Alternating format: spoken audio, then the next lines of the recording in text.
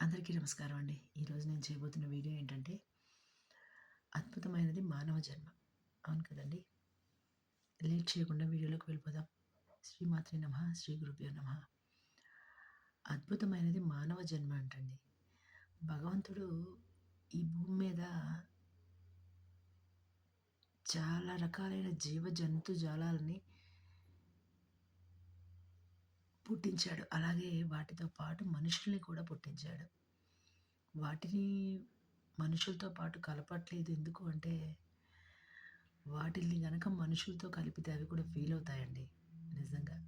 ఎందుకంటే వాటిల్లో ఎలాంటి ఒక ఆలోచన శక్తి కానీ ఆహ్, లేదంటే అంటే తమ కోసం తాము బ్రతకడం కాకుండా అవి కొంచెం లోతుగా చూస్తే ప్రతి జీవి ఇంకొక జీవి కోసం బతుకుతుంది. లేదంటే ఆహ్, ఉపకారం చేయాలనే ధోరణితోనే ఒక జీవిని పుట్టించడం జరుగుతుందనమాట. అదే ధోరణితో మనిషిని కూడా పుట్టించాడు భగవంతుడు. కానీ మనిషి మాత్రం ఉపకారం అనే దాన్ని పక్కన పెట్టేసి, స్వలాభం అనే దాన్ని మాత్రమే తీసుకొని, ఇప్పుడు కాదు ఎన్నో ఏళ్ల క్రిందట నుంచే జీవనం సాగిస్తున్నాడు. క్షమించాలి.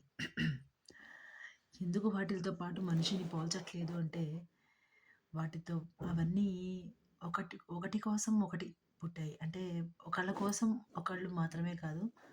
ఇప్పుడు ఒక ఏదైనా జీవి ఉందనుకోండి, సపోజ్ చెట్టు ఉందనుకోండి, దాని సొంత లాభం కోసం కాదు. ఒక నది ఉందనుకోండి, దాని సొంత లాభం కోసం లేదంటే తన సొంత నీటిని అది తాగదు. చెట్లు తమ సొంత పళ్ళని లేదంటే పువ్వులని అవి ఆస్వాదించవు. అలాగే ఏ జీవి అయినా అంతే.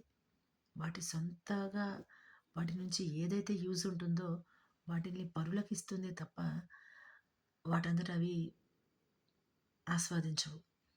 కానీ కేవలం మనిషి మాత్రమే ఆ సొంత తత్వాన్ని తనలో నింపుకోవడం కాదు, ఆ సొంత తత్వం కోసం స్వార్థంతో నిండిపోయిన మనసుతో పరులని పక్కకి తోసేసి కనీసం ఏదైనా ఒక కష్టమొస్తే, ఆ కష్టంలో నుంచి ఏదైనా మనము తీర్చగలమా అనే ఒక స్థితిని వదిలేసి వాడి కష్టంతో మనకేం సంబంధం అనే ఒక ఉద్దేశంతో వదిలేసి వెళ్ళిపోతున్నామనమాట. అది మాత్రమే కాదు, ఇప్పుడైతే మరి ఈ ఒక 20 ఒక 20 నుంచి ఒక 50 ఏళ్ల కాలం నుంచి మొదలైనట్టయితే గనక చూసుకున్నట్టయితే గనక అందరూ స్వలాభం, సొంత లాభం ఇవి కాకుండా ఇంకా లక్ష్యం లేని ఒక జీవన శైలిని గడుపుతున్నారు. ఆ లక్ష్యం లేని జీవన శైలిని గడపడం మూలాన ఎవరికీ ఎలాంటి ఉపయోగం ఉండదు సరికదా! సాక్షాత్తు ఆ మనిషికే స్వయంగా నష్టం జరుగుతుంది.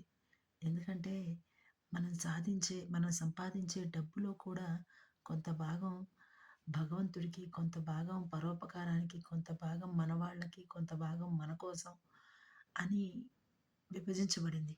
కానీ మనం మాత్రం మొత్తం మనకే అన్నట్లుగా ఉపయోగించుకుంటూ ఆహ్, సార్థకంగా ఉండవలసిన మనిషి జీవితాన్ని నిరర్థకంగా మార్చుకొని లక్ష్యం లేని జీవనాన్ని గడుపుతూ ఎవరికీ ఒక ఆదర్శప్రాయంగా నిలవలేకపోతూ బ్రతుకుతున్నాము.